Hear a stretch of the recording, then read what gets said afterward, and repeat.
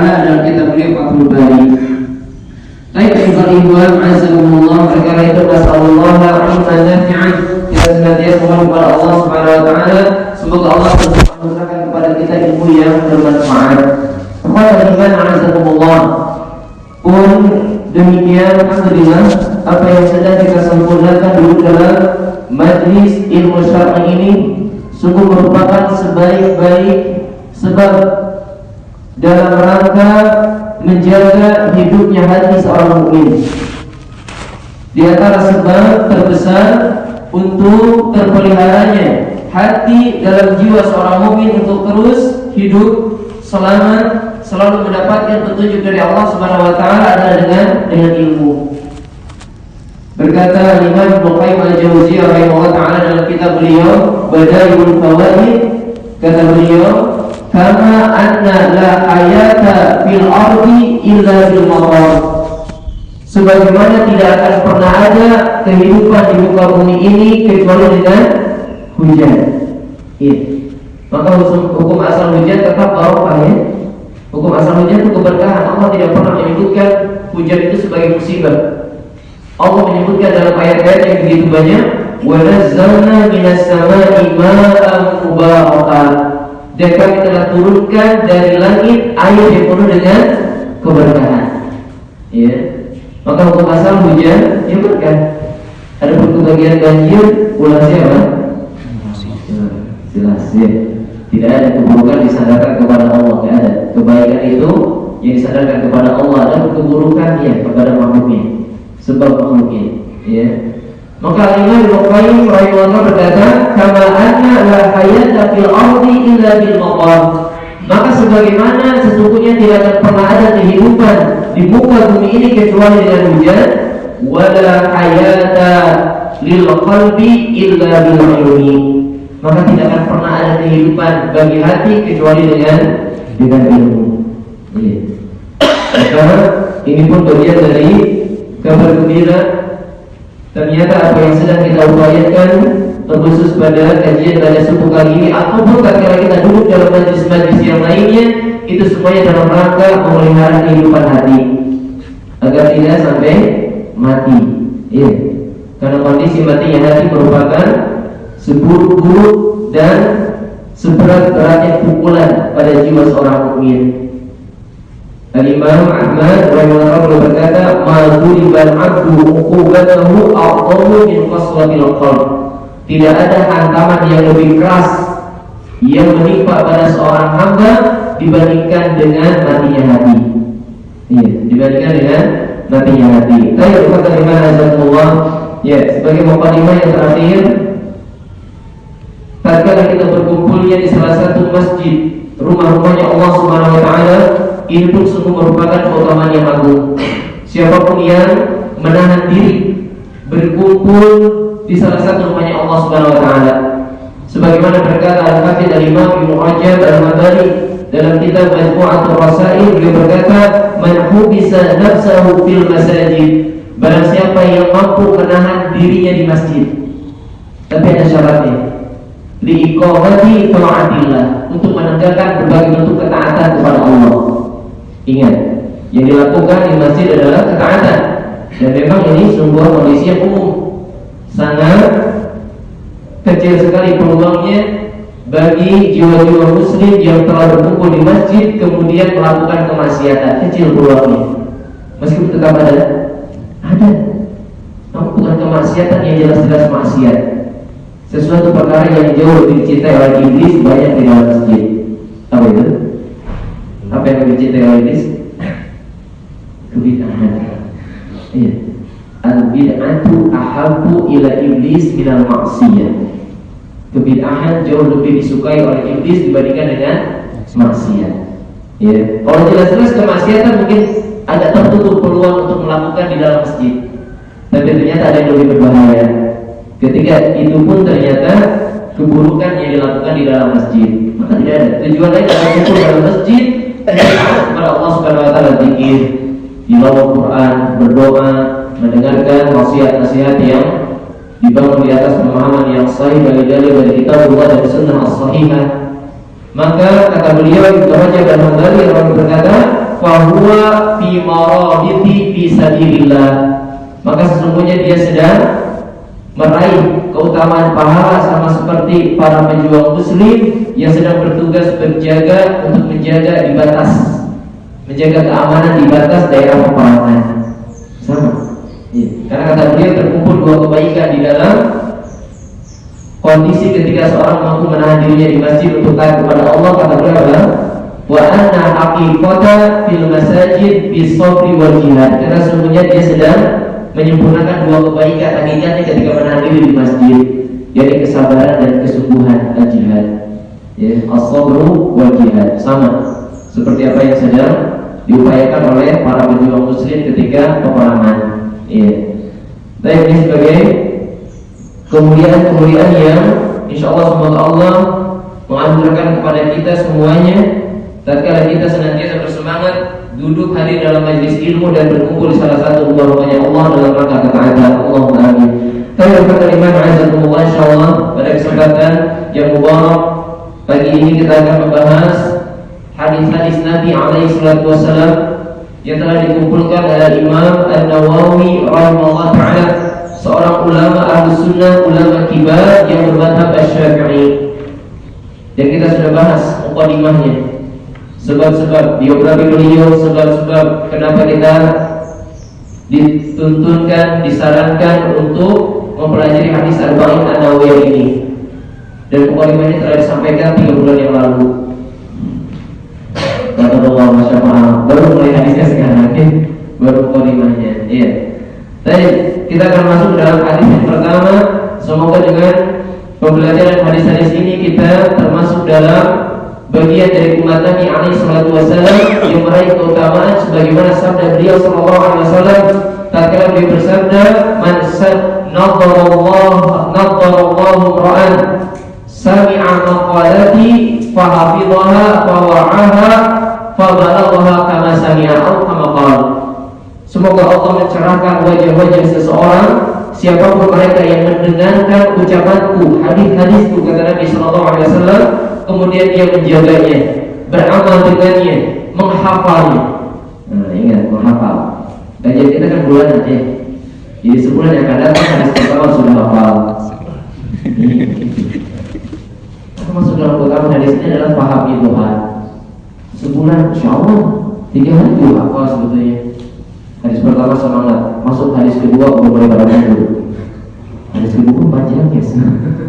Ya. Dan insyaallah semoga bisa dimudahkan ya untuk memelihara, menghafal ya, tahapan untuk ilmu sebagaimana perkataan Ibnu Mubarak. Ya. Awalul ilmi an-niyah. Awal dari berhasil menuntut ilmu adalah niat yang benar. Yang kedua tumal istimah, simak baik-baik. Ya. Kemudian tumal fahmu, pahami. Kemudian tumal al-hifdu, apa? Tumal al-amalu, yang kelima beramal dengannya. Yang keenam tumal an-nashru, menyebarkannya. Nah, sama dalam hadis Nabi. Fahafidhuha, fawa'aha, itu fahafidhuha sama menghafal. Ya, fawa'aha beramal, fabalagha an-nashru sama menyampaikan kepada yang lainnya. Allah Akbar. Iya. Kita masuk pada hadis yang pertama di dalam tartib urutan hadis-hadis yang disebutkan oleh Al-Imam An-Nawawi rahimahullah ta'ala dalam kitab beliau yang mutabar, yakni hadis Arba'in An-Nawawiyah. Ya. An Amiril Mu'minin Abi Hafsin Umar bin Khattab radhiyallahu ta'ala anhu qala, dari Amirul Mukminin Abu Hafs, ya. Ini sebagai bagian dari sunnah Nabi sallallahu alaihi wasallam yang semoga terpelihara di kalangan para penuntut ilmu, keluarga usrah muslimnya, usrah muslim, keluarga muslim, ya. Ini dengan adanya pembiasaan kunyah. Ya, kunyah. Antum punya putra laki-laki, ya. Nisbatkan ya, kunyah ini dengan panggilan Abu disandarkan kepada nama putra laki-laki terbesar. Ya. Kalau tidak ada ya perempuan. Kalau nanti misalkan anak ketiga laki-laki, tetap ke laki-laki. Bukan ditetapkan pada anak perempuan yang terbesar, bukan. Pokoknya anak laki-laki. Meskipun dia bukan anak pertama bukan anak sulung. Ya. Kenapa Umar bin Khattab radhiyallahu taala anhu ternyata beliau menyadarkan kepada Hafs, ya, ini khususan saja, bukan keumuman dalam pelaksanaan sunnah Nabi. Sahabat Umar bin Khattab punya anak laki-laki siapa?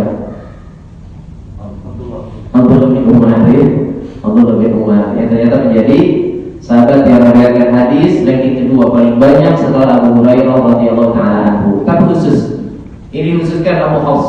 Kenapa? Hafs siapanya Nabi?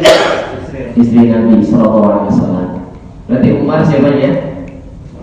Mertua.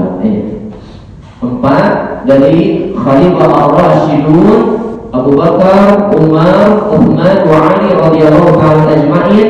Keempatnya adalah dua mertua, dua menantu. Dua mertua, dua menantu. Wah, nepotisme nih Ustaz. Oh bukan nepotisme. Iya.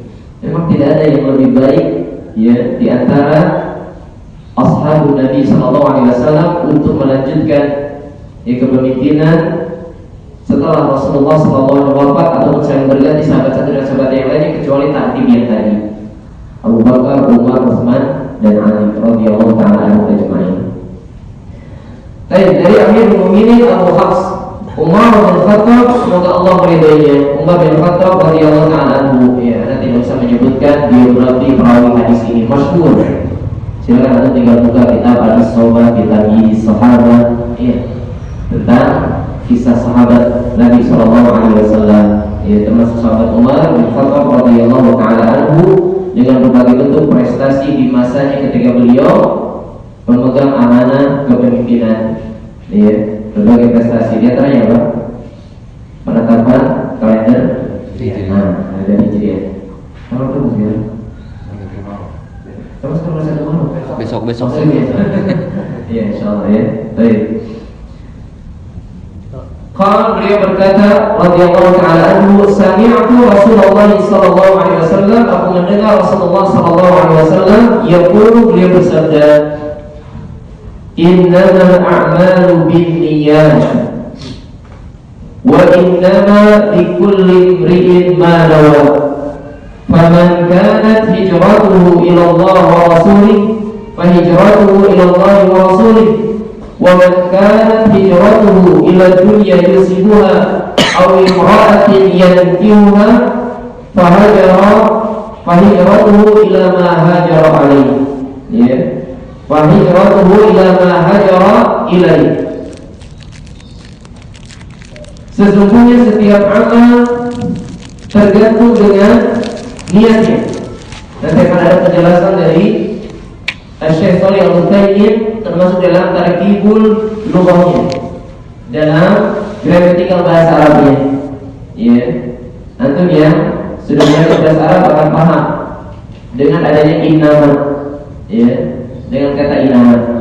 Sesungguhnya setiap amal tergantung dengan niatnya, dan setiap apa yang dia upayakan dia tergantung dengan apa yang dia niatkan.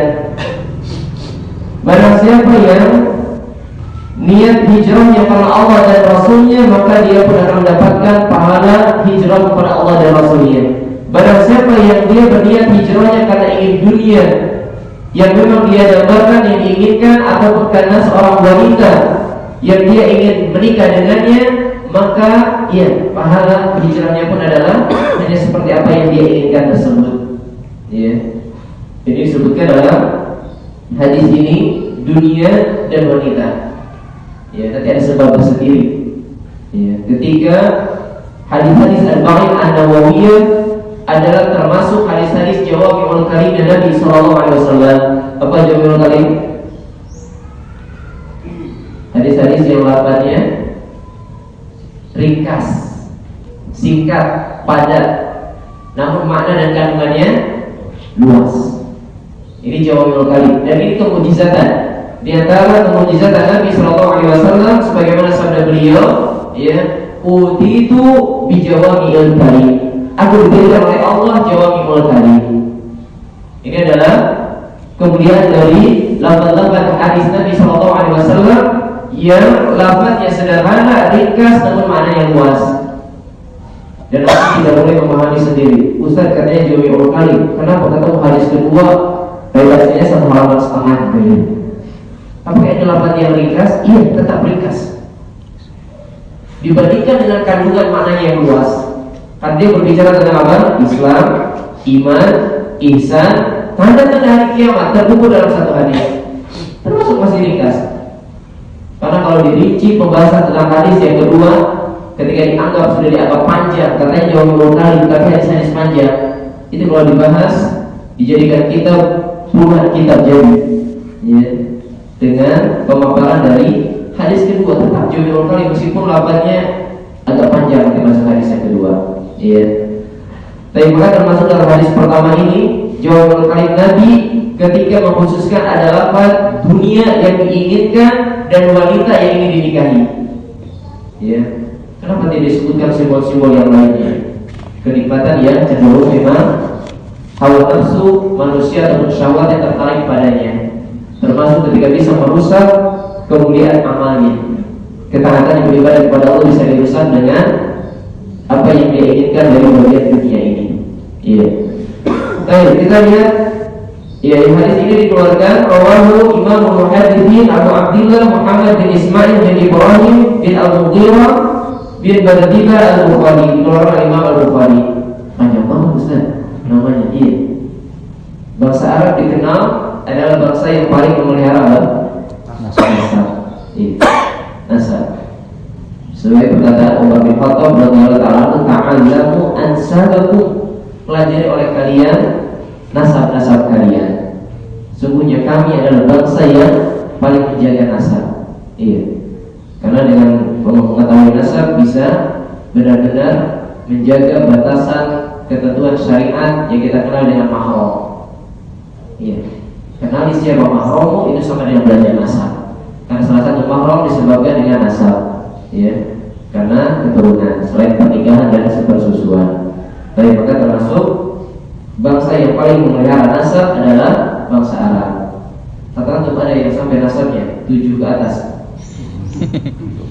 Sampai apa? Udah-udah kekait siur jaga wareng nih. Bapak, kakek, buyut, udah-udah kekait siur jaga wareng. Kalau bahasa Sunda. Ada yang apa? Sampai buyut masih apa? Jarang-jarang juga kan? Iya. Baik. Wa Abu Husain Muslim bin Al-Hajjaj bin Muslim, ya, Al-Mushiri An-Naisaburi bi Sahih Imam Muslim, ya. Dan 2 kitab sahih mereka, Sahih Imam Bukhari dan Sahih Muslim, ya. Alladzina huma ashabul kutubi al-musannifah. Dan keduanya adalah kitab yang paling sahih dari kitab-kitab yang telah disusun, ya. Kitab Sahih Bukhari dan Muslim muttafaqun alaih, ya. Derajat tertinggi dari tingkat kesahihan, ya, kitab-kitab yang berisikan tentang hadis-hadis Nabi sallallahu alaihi wasallam. Ya, dia perkataan Syekh Shalih Al-Utsaimin rahimahullah taala ketika beliau menjelaskan tentang lafaz dari hadis Nabi sallallahu alaihi wasallam. Hadis yang pertama, kata beliau rahimahullah ta'ala, qauluhu innamal a'malu binniyat wa innamal likulli imrin ma nawa. Li hadhihi al-jumlah min haythil bahthi jihhatani. Ya. Dalam lafaz awal tadi innamal a'malu binniyat wa innamal likulli imrin ma nawa, maka tatkala kita bahas itu bisa dipandang dari 2 sisi. Ya. Bisa ditinjau pembahasannya dari 2 sisi, kata Syekh Shalih Al-Utsaimin rahimahullah taala. Natakallamu awwalan 'ala ma fihi min al-balaghah. Kata beliau, kita akan berbicara awal dengan hadis ini adalah tentang tinjauan balaghah. Kalau nahu sorobnya aja belum nyampe, balaghah apa lagi? Ya, di atas ya, balaghah, ma'ani, bayan, ya. Baik. Namun kata beliau yang paling mudah dipahami, kata beliau adalah faqauluhu, maka dalam ucapan beliau sallallahu alaihi wasallam dalam hadis ini lafaz yang pertama, innamal a'malu binniyat fihi min awjahil balaghah al-hasr. Iya. Dalam lafaz pertama innamal a'malu binniyat, tinjauan dari ilmu balaghah itu mengandung yang namanya al-hasr. Apa hasr? Pembatasan. Ya. Atau kalau dalam singkatnya innama, setiap ada lafaz bahasa Arab yang diawali dengan innama tufidul hasr, menunjukkan tentang al-hasr, pembatasan. Ya. Artinya tidak ada perkara lain yang dibahas dalam lafaz tersebut, ucapan tersebut, perkara-perkara di luarnya. Semuanya yang dibahas adalah ketergantungan dari yang namanya amal, pahala itu benar-benar bergantung pada kekuatan niatnya. Ya. Makanya para ulama salaf menyebut apa? Quwwatul jaza, ya, apa? A'dhamu jazaa'il amal ala qadri quwwatin niyyah. Keagungan dari besar kecilnya pahala sebuah amal itu tergantung dengan kekuatan niatnya. Ya. Maka di sini menunjukkan tentang pembatasan. Niatlah yang menjadi pembatas bagaimana nanti pahala yang akan diraih oleh seorang mukmin pelaku kebaikan tatkala menunaikan beberapa amal ketaatan yang dilakukan olehnya. Ya. Maka kata beliau, idzatul hukmu fil madhkur wa nafihi amma siwa. Maka yang dibatasi oleh kata inama adalah perkara yang ada di depannya dan tidak akan menyebutkan tentang yang lainnya. Cukup tentang niat, pahala amal, niat, pahala amal. Ya. Maka ini khusus pembatasan. Ya. Yang bahkan sebagian menyebutkan ya ketika ada pembatasan sekaligus di dalamnya juga takkid, penguatan. Yang kita bahas ini loh. Ya, kalau kita nyebutnya fokus, kita bahas ini, gak usah melebar kemana-mana. Jadi ya, antara niat, amal, pahala amal, tergantung niatnya dan seterusnya.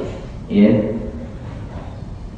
Baik, maka kata beliau, innama tufidul hasar. Maka sesungguhnya dengan adanya lafaz innama itu adalah menunjukkan tentang pembatasan. Ya, tentang pembatasan.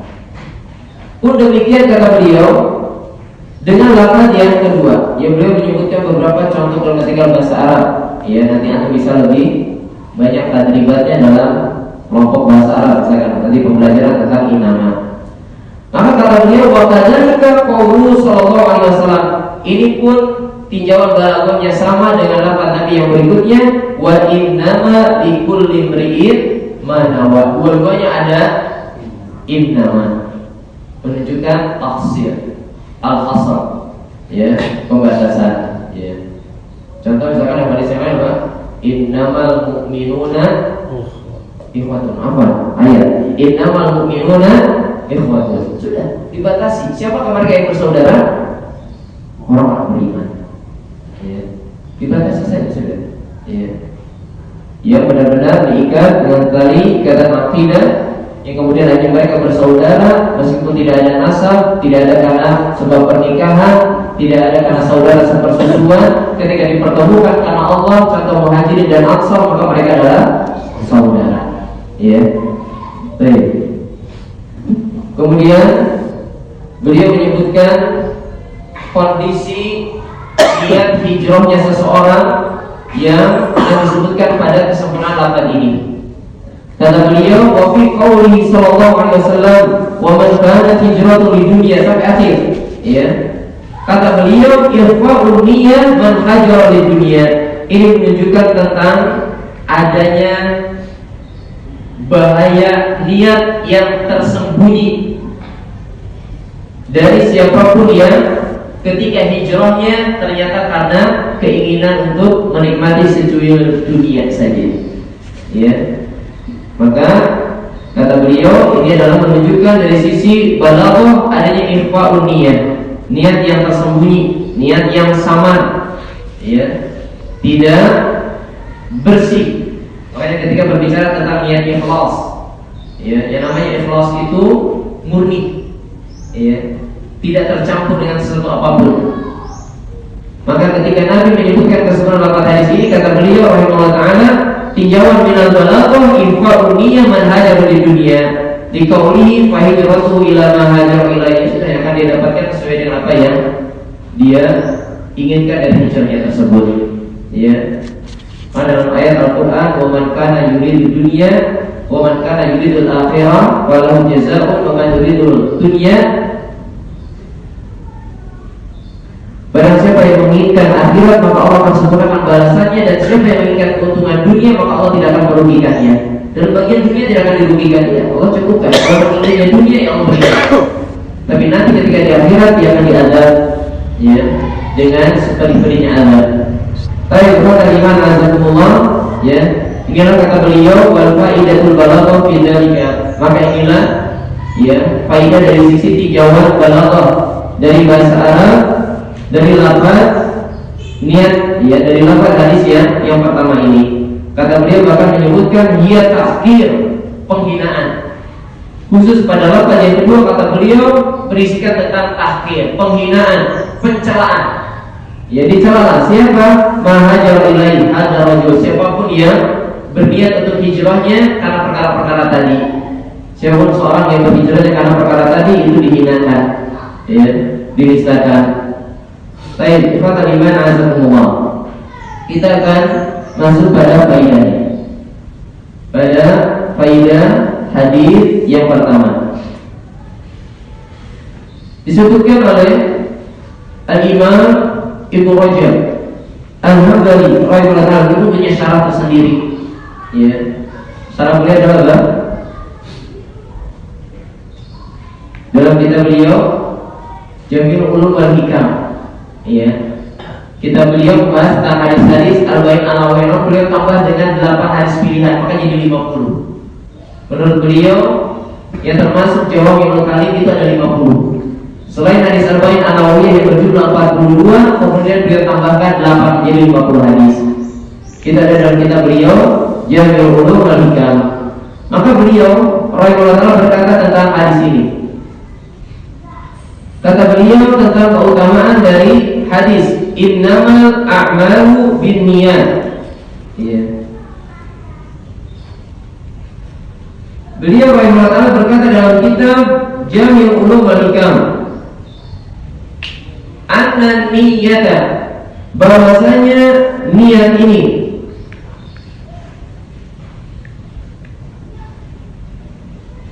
sababun jazai al-amal, menjadi sebab kadar balasan dari sebuah amalan, kubulun au mardudul amal, diterima atau ditolaknya amal.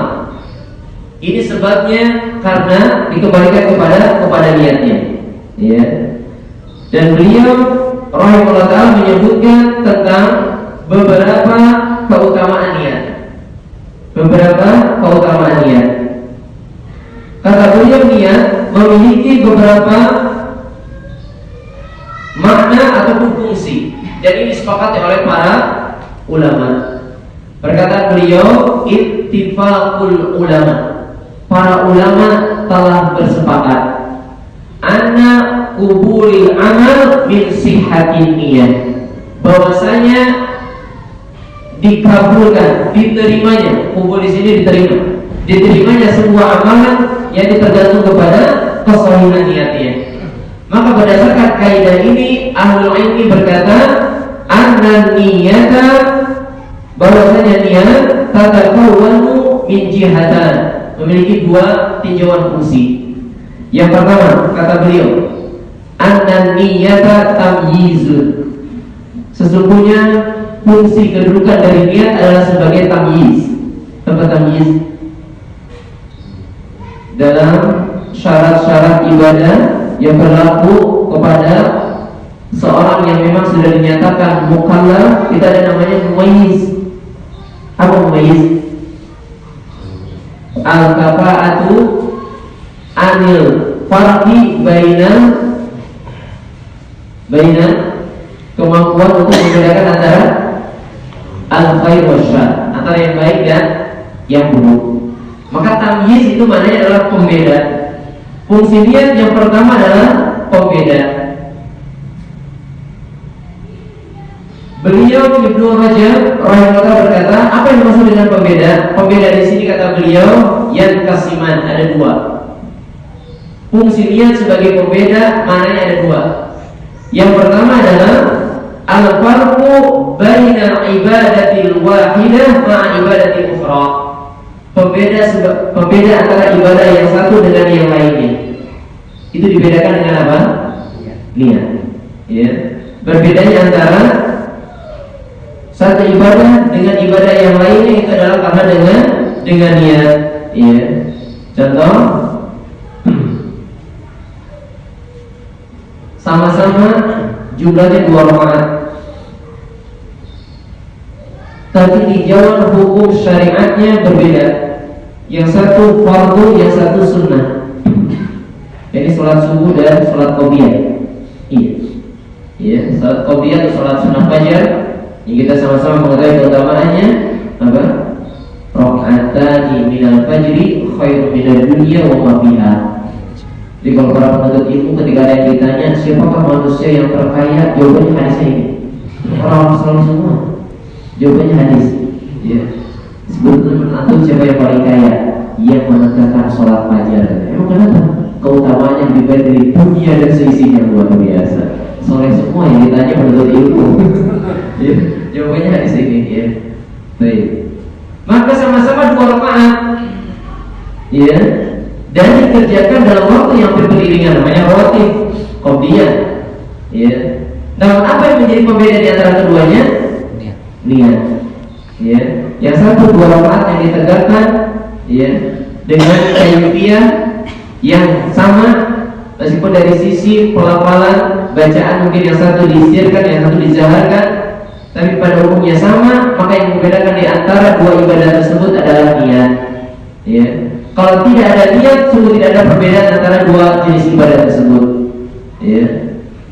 Meskipun dari awal sudah kita pahami yang satu hukumnya sunnah, yang satu hukumnya fardu, tapi tetap berkata Ibnu Rajab, ketika fungsi dari niat pertama sebagai tamyiz pembeda di antara pembeda antara satu ibadah dengan ibadah yang lainnya. Pun sama seperti saum wajib dengan saum sunnah. Kan sama ya? Rukunnya sama, syarat-syaratnya sama. Tapi membedakan niat. Awal tahdidul waktu, batasan waktunya sama, min tulu'il fajr hatta ghurub asy-syams, dari terbit fajar sampai terbenam matahari, yang berlaku di dalamnya sama. Tapi yang membedakan adalah niat. Ya. Bahkan yang lebih diperjelas lagi, ada pembahasan khusus kalau tentang pembedaan antara saum sunnah dengan saum wajib. Ditinjau dari sisi niatnya. Kalau niat saum wajib tidak sah kalau sudah terbit fajar, harus di malam sebelum terbit fajar. Kalau saum sunnah boleh selama belum makan. Itu aja syaratnya satu. Niat saum sunnah boleh setelah lewat fajar, selama satu belum ada asupan makanan atau perkara-perkara yang membatalkan saum yang kita lakukan sampai kita berniat tersebut. Yang kedua apa? Sebelum izalatus syam, sebelum matahari tergelincir. Matahari tergelincir yang mana? Bukan. Siang. Zuhur itu izalatus syam, matahari tergelincir. Jadi niatnya maksimal sampai batas zuhur. Iya, hadis yang menyebutkan Nabi ketika datang ke Aisyah radhiyallahu taala anha, kemudian beliau menanyakan ada makanan atau tidak. Kemudian dijawab oleh Aisyah, "Oh, tidak ada makanan." Maka kalau kita akan saum, itu waktunya tidak lebih dari salat zuhur. Ya, rentang-rentang. Atau kalau lapar dari sarapan tertunda juga apa sih? Sarapan tertunda, dirapel sekalian gitu. Ya, sekitar jam segitu, belum lewat zuhur. Ya. Tapi makanya ini sebenarnya para ulama. Ya, maka yang pembeda di antara kaifiyah ibadah-ibadah yang dari hukum awalnya pun berbeda, itu pun ditentukan dengan niatnya. Kemudian yang kedua kata Ibnu Rajab, tatkala niat berfungsi sebagai pembeda, selain pembeda antara ibadah yang satu dengan ibadah yang lain, kata beliau adalah al-farqu bainal adat wal ibadah. Niat menjadi pembeda antara kebiasaan adat istiadat dengan ibadah. Ya. Kebiasaan saja, ya, ataupun kebutuhan perkara yang mubah, yang menjadi pembedaan adalah niat. Contoh antara mandi biasa dengan mandi besar. Oh, saya mandi besar ada tata caranya. Iya, memang betul. Yang sempurna sesuai sunnah Nabi ada kaifiat tersendiri.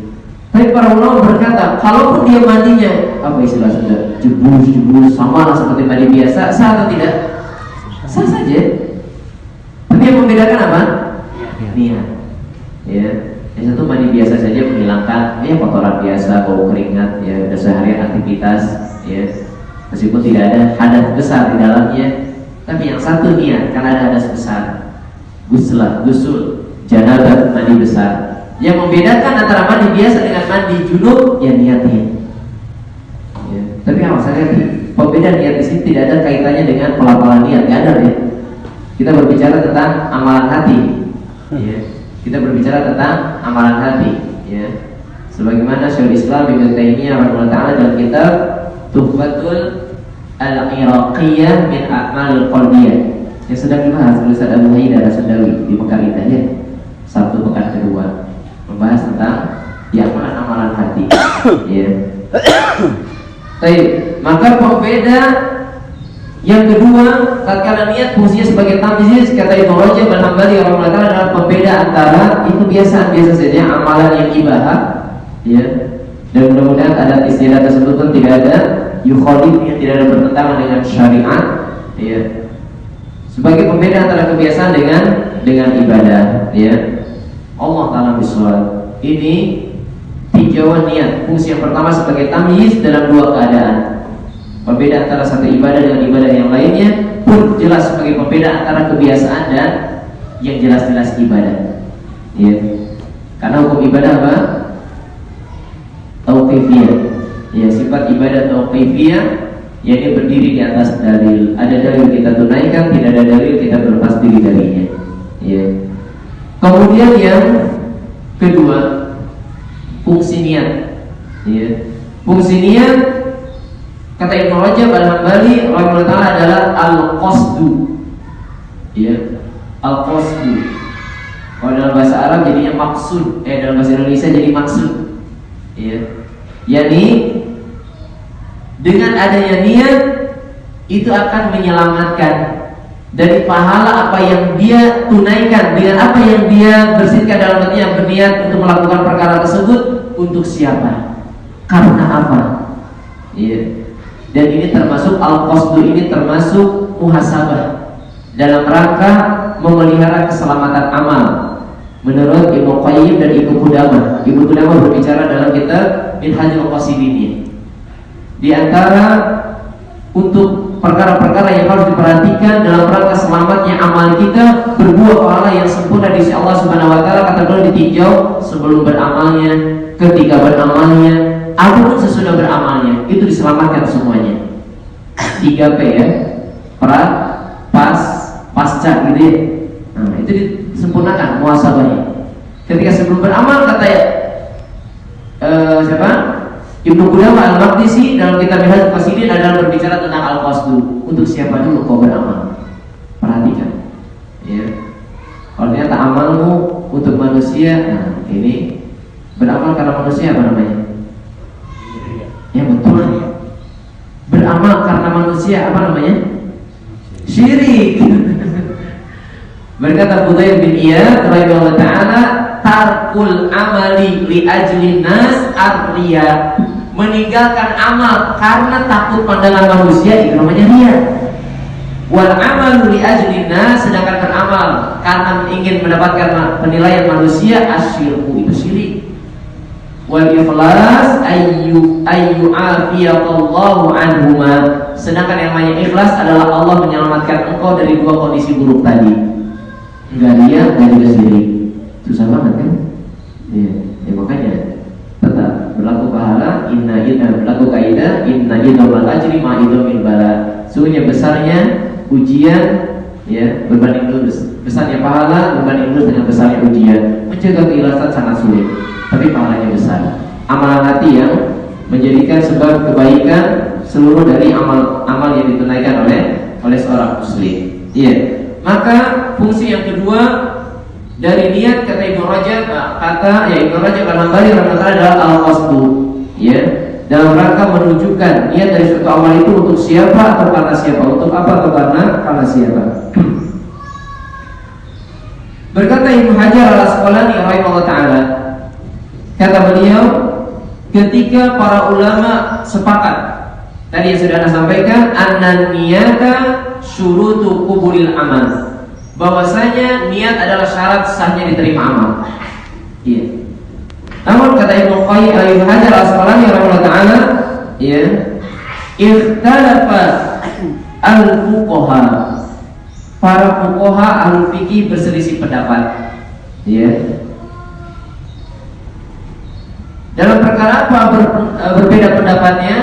Hal an-niyatu rukun, apakah niat itu rukun? Ya. Atau kata beliau, awi syartun, atau hanya syarat. Apa beda rukun dengan syarat? Setiap ibadah pasti antum ada tahu, ada rukunnya, ada syaratnya. Kalau rukun apa? Tertib. Kewajiban saat ditunaikan. Rukun kewajiban saat ditunaikan. Syarat sebelum. Baik, iya, bisa dibenarkan. Kalau rukun adalah perkara-perkara yang termasuk dalam amalannya. Itulah maksudnya ya. Jadi sudah masuk dalam tataran beramalnya, itu adalah rukun. Seperti sholat, rukunnya mulai dari mana? Takbiratul ihram, ya. Takbiratul ihram sampai salam, ya. Maka itu namanya rukun. Adapun syarat adalah perkara-perkara yang di luar dari amalan tersebut, namun tetap menjadi penentu sah atau tidaknya dari amalan tersebut, ya. Maka kata Ibnu Hajar Al-Asqalani, meskipun para ahli fikih berselisih pendapat, kata beliau, ya, warraji wal masyhur anna niyata ruknul amal. Kata beliau, yang lebih masyhur, yang lebih jumhur dan lebih raji, yang namanya niat termasuk rukun dari beramal, ya, rukun dari beramal. Ini perkataan Ibnu Hajar Al-Asqalani rahimahullah taala. Kita lihat perkataan para ulama terkait tentang hadis ini. Tentang hadis innamal a'malu binniyat. Berkata Imam Ahmad rahimahullah taala, ya. Kata beliau, anna hadzal hadis thulutsuddin. Sesungguhnya hadis yang pertama ini adalah sepertiganya agama. Iya.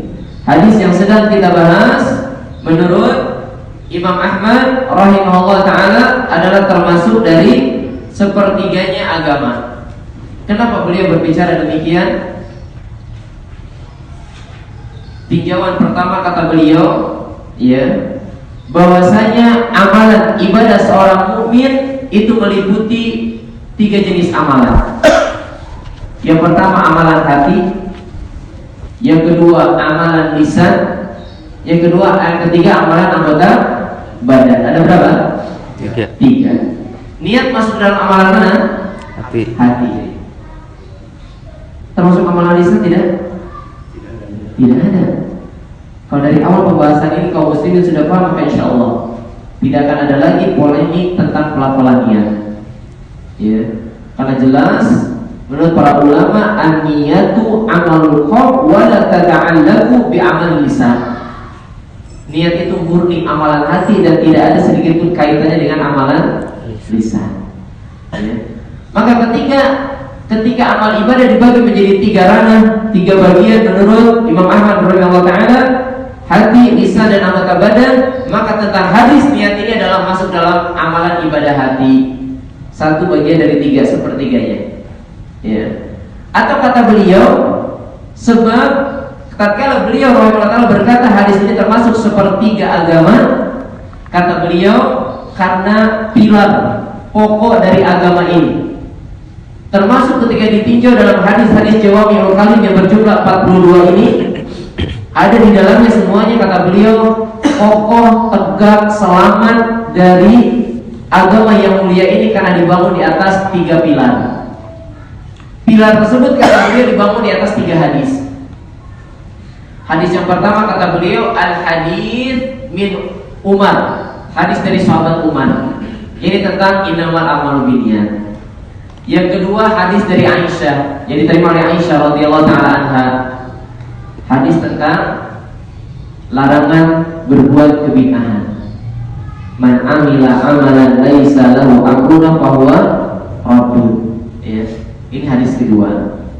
Dan pilar berdiri tegaknya agama ini merujuk dalam hadis yang ketiga adalah hadis yang diterima oleh sahabat Nu'man bin Bashir radhiyallahu taala anhu. Kata dia apa? Tentang innal halala bayyin wa innal harama bayyin. Sesungguhnya yang halal itu jelas, yang haram itu jelas. Wa bainahuma umurun mushtabihat, dan di antara keduanya ada perkara-perkara yang syubhat. Kemudian terus sampai kesempurnaan hadisnya. Maka ini alasan Imam Ahmad rahimahullah taala ketika menyebutkan hadis tentang niat merupakan sepertiga agama. Karena tegak sempurna agama ini berdiri dibangun di atas tiga pilar, yang tidak lain tiga pilar tersebut kata beliau adalah tiga hadis. Hadis tentang niat, hadis tentang larangan kebid'ahan, hadis tentang penjelasan, jelasnya antara perkara halal dan perkara haram. Ya. Allah taala bisawab. Lain dengan Imam Ahmad radhiyallahu taala, Imamuna Asy-Syafi'i rahimahullah taala, beliau pun berpendapat tentang hadis ini. Ya. Kata beliau, hadzal hadis tashmulu ila sab'ina min fikhi, minal fikhi. Kata beliau, hadis ini berbicara masuk meliputi dalam 70 pembahasan bab fikih. 70 pembahasan bab fikih. Siapa yang bisa jelasin? Apa maksudnya? Tadi masuk dalam fungsi niat yang dua tadi, tamyiz dan qasdu. Ketika berbicara tentang fikih, ibadah apapun namanya tidak akan lepas dari yang namanya niat. Semuanya berawal dari niat. Namun kembali ternyata salah satu sebab beliau berkata demikian, ketika niat ini masuk dalam 70 pembahasan bab fikih, beliau pun menjelaskan sebab pertamanya tadi sama seperti Imam Ahmad. Karena pada hakikatnya seluruh amalan yang diupayakan oleh seorang muslim dan muslimah dalam rangka peribadahan kepada Allah Subhanahu wa taala tidak luput dari tiga jenis ibadah tadi. Ya, ibadah hati, ibadah lisan, dan ibadah anggota badan. Maka pun beliau sama ya menguatkan pendapat Imam Ahmad radhiyallahu taala tetap sama dalam perkara ini adalah bahwasanya niat termasuk sepertiga agama, dan kata beliau pun niat masuk dalam pembahasan sekitar 70 bab fikih. Ya. Karena ketika berbicara tentang tuntunan fikih ibadah apapun, maka tidak akan pernah lepas dari yang namanya rukun. Sedangkan niat tadi termasuk dari rukun. Jumhur ulama berpendapat niat adalah termasuk dari rukun dalam amal, ya, rukun dalam amal. Baik, yang berikutnya kita lihat, ya, perkataan para ulama. Ya, ahlul ilmi soleh terdahulu selain yang tadi sudah saya sampaikan beberapa ahlul ilmi tentang niat ini, ya, tentang niat ini, dan semuanya dinukilkan. Kalau untuk mengikut kajian yang Ustaz Abu Haidar As-Sandawi rahimahullah taala, itu disebutkan dalam kitab Syiar Islam tersebut, ya, tentang perkataan ahlul ilmi yang berkaitan dengan niat tersebut disebutkan semuanya, ya, dalam kitab Syiar Islam Ibnu Taimiyah tersebut. Yang pertama, lihat perkataan dari Al-Imam Abdullah bin Mubarak. Al-Imam Abdullah bin Mubarak rahimahullah taala. Setelah antum kita semuanya tadi mencoba memahami perkataan Ibnu Rajab, Ibnu Hajar Al-Asqalani, ya, Imam Ahmad, Imam Syafi'i, ya, rahimahullah taala, maka lihat perkataan Abdullah bin Mubarak rahimahullah taala.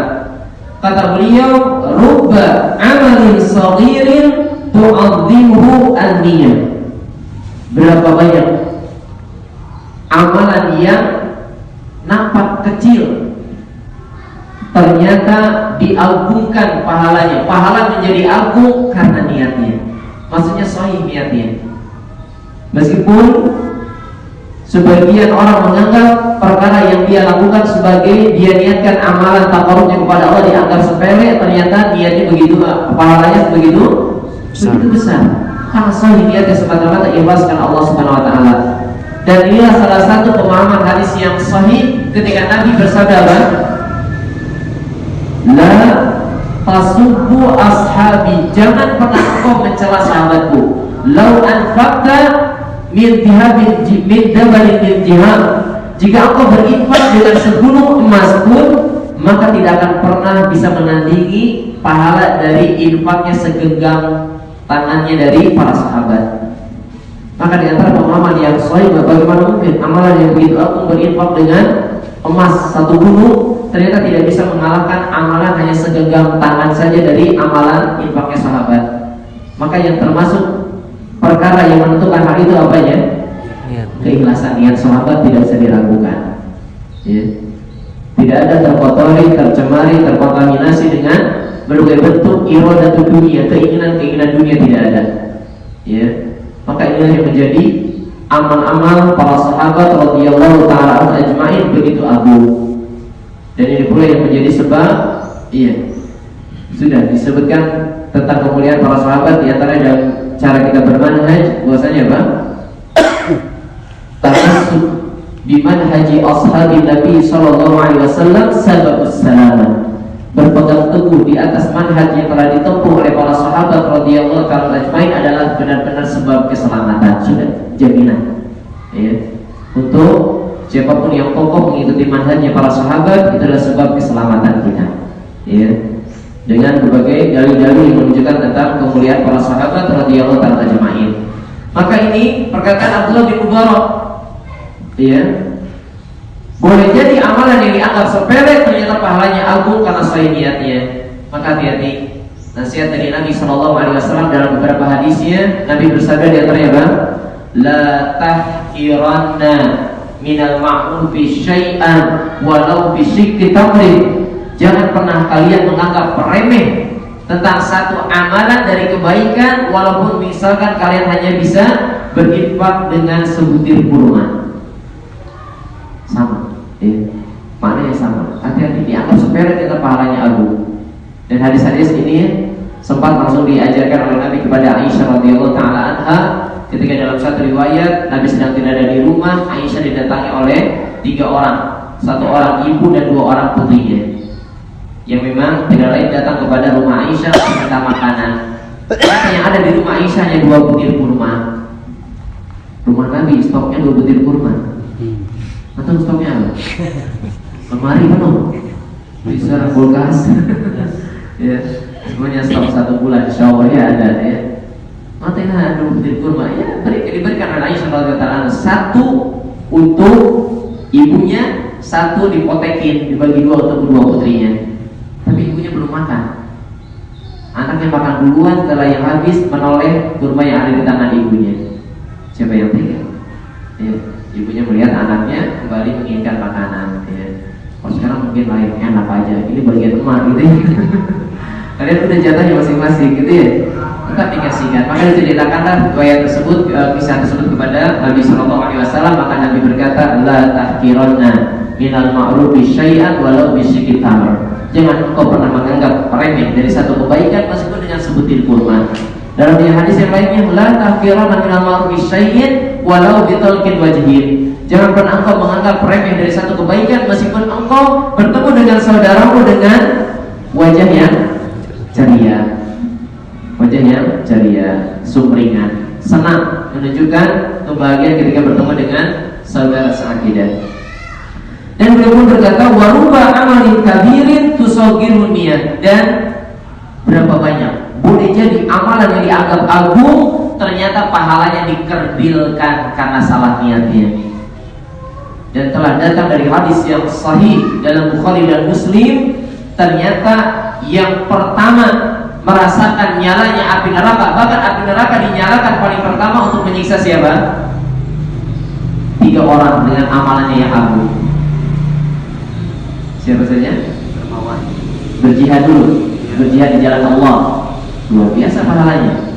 Yang kedua, alul ilmi qori, yang memiliki kemahiran dalam Qur'annya. Ya, yang ketiga, al-jud, yang dermawan, dengan berbagai bentuk keluasan hartanya dia berinfak di jalan Allah Subhanahu wa taala. Pahala amal semuanya amal agung. Jihad di jalan Allah, ahlul ilmi, ahlul Quran, kemudian dermawan, berinfak, dengan berbagai bentuk jalan-jalan kebaikan yang bisa dia sempurnakan dari amal maliyah, amal harta yang dia miliki, tidak terlewatkan satupun. Cuma ternyata tadi ikhfa'u an-niyah, ada niat yang tersembunyi. Iya. Yang satu jihad ingin dianggap sebagai heroik, pahlawan, pemberani, ya. Maka itu pahala ataupun ya pahala keinginan yang sudah diberikan di dunia, ya. Maka kata ketika ditanya oleh Allah, karena engkau, kenapa engkau berjihad? Karena engkau. Allah berfirman, kadzabta, engkau berdusta. Karena engkau beramal semata-mata ingin dianggap sebagai pahlawan, pemberani oleh orang-orang di sekitarmu, dan itu telah engkau dapatkan, maka Allah menyukurkan, membenamkan dia ke dalam neraka. Ya. Sama dengan yang qori Quran. Kenapa? Alul ilmi, ya. Untuk apa kau beramal demikian? Untuk Allah bohong, ya. Karena kau ingin mendapatkan pujian sebagai ulama, sebagai apa? Qori Quran yang hebat, baca Quran yang hebat, ya. Maka termasuk dalam pembelajaran Al-Quran, hati-hati ada nasihat yang agung, ya, bagi kita semuanya. Berkata Syekh, ya, Ar-Ruwaifi kemarin ketika Taufir Ar-Ruwaifi ketika daurah di Malang, beliau berkata apa? La taghtar bi husni sauti qari'il Quran wa laysa lahu ala manhajis sunnah.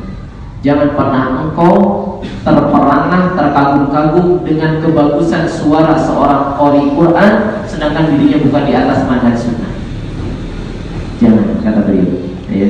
Nasihat beliau termasuk ya untuk memilih bagi kita untuk berilmu kepadanya tentang Quran pun ya jangan semata-mata karena qari Quran juara tingkat, nah itu pokoknya ya.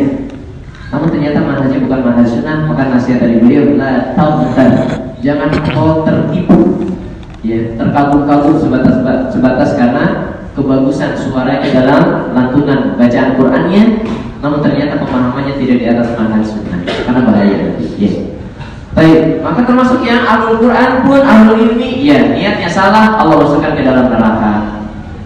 Dan yang ketiga yang dermawan dengan hartanya sama, ya, karena memang berinfak, beramal dengan hartanya kali ini dinilai sebagai orang yang dermawan, ya itu pun julukan ataupun gelar yang sudah Allah berikan di dunia, maka dia pun dibenarkan ke dalam neraka. Iya. Kemudian berkata Yahya bin Abi Katsir rahimahullah taala, ya, ini disebutkan dalam Imam Muslim. Oh ya, itu jam 7 kan? Tentunya setengah 7 sudah selesai ini, kan ya? Itu jenamnya. Ya, berapa lagi kemudian perkataan Yahya bin Abi Katsir rahimahullah berkata, ta'allamun niyyah fa innaha ablaghu minal amal. Pelajarilah niat karena ia lebih dahulu sampai di sisi Allah daripada amal. Iya, niat lebih dulu nyampe di sisi Allah daripada amal. Dan ini salah satu bukti nyata keluasan rahmatnya Allah Subhanahu wa taala. Maha luasnya rahmat Allah Subhanahu wa taala. Dalam sebuah hadis yang sahih disebutkan, iya, tentang bentuk luasnya rahmat Allah Subhanahu wa taala ketika adanya bersitan dalam hati seorang hamba ketika melakukan kebaikan atau keburukan. Kalau sudah terbersit dalam hatinya, mungkin kita lebih tepatnya menyebutnya azam, ya, untuk melakukan satu perkara di waktu yang akan datang, ya, bukan niat, azam namanya, ya. Maka itu sudah dicatat atau tidak? Kalau kebaikan sudah dicatat atau tidak? Iya, sudah dicatat. Sudah dicatat, sudah sampai di sisi Allah. Amalnya sudah atau belum? Belum. Maka ini pun bagian dari kebaikan untuk kita, ya. Contoh di antara amal ibadah yang sulit, misalkan bangun di sepertiga malam, udah niat aja sebelum tidur, ya Allah, saya ingin bangun. Bangun mah enggak juga. Ya kalau semalam 2 malam enggak apa-apa. Seterusnya cuma niat gitu. Tapi tidak ada keburukan, tetap. Karena rugi kita berniat dengan menyempurnakan ikhtiar syariah, ya, tidur lebih awal, sempurnakan alat-alat yang bisa membangunkan kita kalau tidak bisa bangun sendiri, alarm, handphone dan seterusnya, dibantu, ya. Ada ternyata ketika tetap 12, ya tetap Allah menyebutkan pahala satu kebaikan. Jika ditunaikan, itu menjadi balasan kebaikan 10 kali pahala semisalnya, atau bahkan 70 kali, atau bahkan 700 kali. Ya. Namun sebaliknya dengan keburukan, jika terbersih dalam hatinya untuk melakukan keburukan, maka Allah belum mencatatnya. Tapi jika dia realisasikan, maka Allah catat berapa? 1 saja. Inilah firman Allah di dalam Quran surat Hud, "Man jaa'a bil hasanati falahu bi asyri amsalha, wa man jaa'a bis sayyi'ati fala yujza illa ma kanu ya'malun." Barang siapa yang datang menghadap Allah dengan kebaikan, maka Allah akan balas kebaikan dengan 10 kali semisalnya. Barang siapa yang datang kepada Allah dengan keburukan, maka tidaklah Allah memberikan balasannya kecuali sesuai dengan apa yang telah dia kerjakan. Sekali saja. Ya. Maka ini makna dari perkataan Yahya bin Abi Katsir, pelajari niat. Maksudnya, ya, kita mohon kepada Allah menyadarkan diri karena kita penuh dengan kelemahan. Allah yang mampu menjaga hati kita untuk selalu ikhlas dalam beramal. Ya, pelajari niat tersebut. Ya, karena dia lebih sampai kepada Allah, lebih dulu sampai dibandingkan dengan amalan tersebut. Berkata Imam Sufyan Ats-Tsauri rahimahullah taala, ini menunjukkan tentang sulitnya menjaga niat. Kata beliau, "Ma'alatu syai'an asyaddu 'alayya min niyati li'annaha tataqallab 'alayya." Tidak ada satu perkara yang paling berat untuk saya obati, untuk saya jaga, untuk saya pelihara keselamatannya kecuali masalah niatku. Karena sesungguhnya ia senantiasa berbolak-balik di dalam diriku. Ini tentang sulitnya menjaga niat. Menjaga niat termasuk perkara yang bisa hancur semuanya, bahkan ketika amalan pun sudah dikerjakan. Niat pun bisa menjadi perusaknya. Ketika sudah beramal, dibebarakan. Dalam rangka nanti niat yang terujud juga ingin didengar, ingin dilihat amalan kita oleh yang lainnya, menyebarkan informasi kebaikan yang sudah kita lakukan dalam rangka ujub, riya, sum'ah dan yang lainnya, maka itu pun menjadi penghancur dari amalan tersebut. Penghancur dari amalan tersebut. Maka inilah perkataan Sufyan Ats-Tsauri, betapa sulitnya menjaga kebenaran, kesahihan dari niat ini karena hati mudah berbolak-balik. Hati mudah berbolak-balik. Beberapa hadis Nabi telah menunjukkan, bahkan doa Nabi pun, "Ya muqallibal qulub, tsabbit qalbi ala dini." Termasuk doa dalam menjaga kemurnian niat agar selamat, ikhlas dan tidak bercampur kesyirikan, yang diajarkan kepada sahabat Abu Hurairah radhiyallahu taala anhu. Nabi berkata, "Allahumma inni a'udzubika min an usyrika bika syai'an wa ana a'lam wa astaghfiruka lima la a'lam." Wahai Allah, aku berlindung diri kepada Engkau dengan satu perbuatan kesyirikan yang aku tidak mengetahuinya, yang aku mengetahuinya, dan aku beristighfar, mohon ampunan kepada Engkau tatkala berbuat kesyirikan yang aku pun mengetahui di dalamnya. Ini salah satu doa yang untuk terselamatkan dari perusak amalan, termasuk niat yang tidak ikhlas, keriyaan ataupun kesyirikan. Baik, yang terakhir perkataan dari Ahlul Ilmi tentang niat, kata beliau, "Salahul qalb bi salahil amal." Baiknya hati adalah dengan baiknya amalan. Ini sebagai nasihat bagi kalangan Murji'ah. Ada gaya Murji'ah masa modern ini banyak. Jadi mereka berkata apa? Yang penting hatinya baik. Yang penting hatinya baik. Ini seringkali disalahpahami. Contoh, kalau untuk wanita muslimah, kenapa nanti belum berhijab, belum menutup aurat? Yang penting hatinya yang dihijab. Dari mana? Hatinya yang dihijab, baiknya hati akan muncul dalam baiknya amalan. Maka kalau kalangan Murji'ah, dosa kemaksiatan tidak berpengaruh dengan keimanan. Gak ngaruh katanya. Iman sendiri, perbuatan maksiat tidak berpengaruh sedikit pun. Maka ini kalangan Murji'ah. Baiknya hati adalah dengan baiknya amalan. Dan demikian kata beliau, "Wasalahul amal bisalahil niyyah." Dan baiknya amalan adalah ditentukan dengan baiknya niat. Selamatnya amalan adalah ditentukan dengan niat. Ya. Sebagai penutup, maka di antara peringatan dari Allah Subhanahu wa taala termasuk keburukan bagi siapapun yang tatkala beramal tidak mampu menjaga kesahihan niatnya. Salah satu keburukannya adalah yang Allah firmankan dalam Quran surah Al-Furqan ayat ke-23. Allah berfirman, "Wa qadimna ila ma 'amilu min 'amalin faja'alnahu haba'an manthura." Dan kami hadirkan, kami datangkan ya kepada hamba-hamba kami ketika dihisab amalan yang memang telah mereka upayakan ketika dunia. Allah tidak memungkiri sedikit pun ya amalan-amalan yang besar yang banyak Allah hadirkan semuanya. Hanya saja Allah berfirman, "Faja'alnahu haba'an manthura," dan kami jadikan amalan yang mungkin sudah banyak tersebut Allah hadirkan di depan hambanya, maka Allah jadikan seperti debu-debu yang berterbangan. Para ulama menyebutkan di antara sebabnya pertama boleh jadi dia tidak ikhlas, atau yang kedua dia tidak ittiba. Dua syarat diterima amal, ikhlas dan ittiba. Ya. Maka kata Imam Fudail bin Iyad rahimahullah taala, ya, amalan ikhlas tanpa ittiba pun tertolak. Demikian juga amalan yang sesuai dengan sunnah tapi tidak ikhlas itu pun tertolak.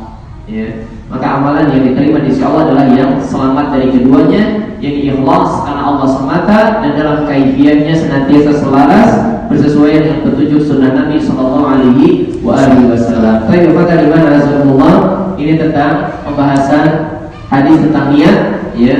Adapun yang masih diluruskan sebagian tulisan yang mengaku ahlul ilmi menyatakan tentang lafaz kesempurnaan dari niat tadi yang menyebutkan faman kanat hijratuhu ya ila dunya yusibuha aw imra'atin yankihuha, ya, terutama dalam lafaz wanita yang ingin dia nikahi. Ada riwayat menyatakan Ummu Qais katanya ketika seorang yang ingin ikut berhijrah bersama Nabi SAW, ternyata yang ada dalam hatinya tersembunyi niat ingin menikahi seorang wanita namanya Ummu Qais disebutkan dari tulisan beberapa orang-orang yang disebut sebagai ahlul ilmi.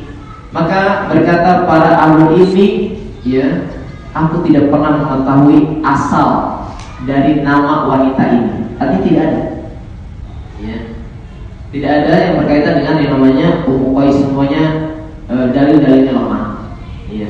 Jadi tidak ada tentang Ummu Qais. Kemudian tentang dunia dan wanita yang ingin dinikahi, ya, ini menunjukkan tentang salah satu contoh nyata yang bisa menjadi penggugur amalan dari seorang hamba karena gagal niatnya adalah ketika ada terbesit keinginan untuk dua perkara tadi. Jadi ditujukan oleh hadis Nabi SAW tentang bahayanya dari tatkala datang fitnah, termasuk jenis-jenis fitnah yang berkaitan dengan dunia, ya, dan wanita. Nyata Nabi bersabda dalam hadis Sahih Imam Muslim yang diterima oleh sahabat Abu Hurairah radhiyallahu taala anhu, beliau bersabda, "Badiru bil a'mali fitanan." Bersegeralah kalian dalam beramal sebelum datang masa-masa fitnah. Ini Nabi berucap 14 abad lebih yang lalu. Berarti sekarang sudah ada fitnahnya? Banyak, ya. Sudah ada fitnahnya. Bagaimana sifat fitnah tersebut? Kakito illahil mudlim, seperti penggalan malam datang. Semakin malam semakin kelam. Itu bahaya fitnah yang akan bisa menghancurkan amalan-amalan, termasuk bahkan mencegah seorang dalam beramal, ya. Sampai Nabi pun menyebutkan yusbihu rajulun mu'minan wa yumsi kafiran aw yumsi mu'minan wa yusbihu kafiran. Seseorang pagi dalam keadaan mukmin, sorenya sudah kafir. Kayak lirik lagu Ustaz, murojaah ini. Ya. Atau sorenya mukmin, paginya sudah kafir. Ya. Bahkan beliau menyebutkan, ya, ia bi'udinahu bi'adati minad dunia, karena dia mampu menjual agamanya hanya untuk meraih secuil kenikmatan dunia. Atau tentang fitnah wanita, lebih banyak lagi hadis yang Nabi menyebutkan, ya. Kata Nabi, tidak ada fitnah yang tertinggal setelahku yang lebih berbahaya dibandingkan dengan fitnah wanita. Sampai Nabi mengkhususkan, wattaqu, ya, fitnatad dunya wal nisa, ya, takutlah engkau dengan fitnah dunia dan fitnah wanita. Benar, fitnah wanita termasuk fitnah dunia. Maka kaidah dalam bahasa Arab, kalau sudah disebutkan keseluruhan yang meliputi satu perkara, kemudian satu dikhususkan, maka betapa pentingnya perkara ini. Maka ketika wanita menjadi salah satu fitnah, berarti betapa dahsyatnya fitnah wanita ini. Maka ini yang disebutkan dalam hadis ini, ketika seorang salah, termasuk dalam niat yang agung, yakni berhijrah di jalan Allah Subhanahu wa taala, ternyata karena ingin dunia ataupun wanita yang ingin dinikahi, maka yang akan dia dapatkan sebatas itu, sedangkan nanti datang menghadap kepada Allah, ya, dia akan menjadi penghuni nerakanya Allah Subhanahu wa taala dan mendapatkan adabnya yang pedih. Wa na'udzubillah. Tapi kata di mana azamullah, inilah ya pembahasan syarah yang disebutkan oleh para ulama, di antara Syaikh Al-Utsaimin dan Ibnu Rajab barangkali dalam dua kitab beliau syarah hadis Arba'in An-Nawawiyah tentang niat ini. Wallahu ta'ala bishawab. Semoga bermanfaat, kita mohon kepada Allah Subhanahu wa taala semoga dalam setiap amalan, dan kita tidak pernah menganggap remeh amalan, ya kebaikan sekecil apapun, karena insyaallah pahala tetap agung di sisi Allah Subhanahu wa taala. Tentu saja ketika kita ditolong dengan taufiknya Allah Subhanahu wa taala, yakni selamat dalam kesahihan niat kita. Allahumma amin. Barakallahu fikum. Jika masih ada waktu soal jawab, pada tempat dalam masykuran. Wassalamualaikum warahmatullahi wabarakatuh. Wa akhiru da'wana alhamdulillahi rabbil alamin.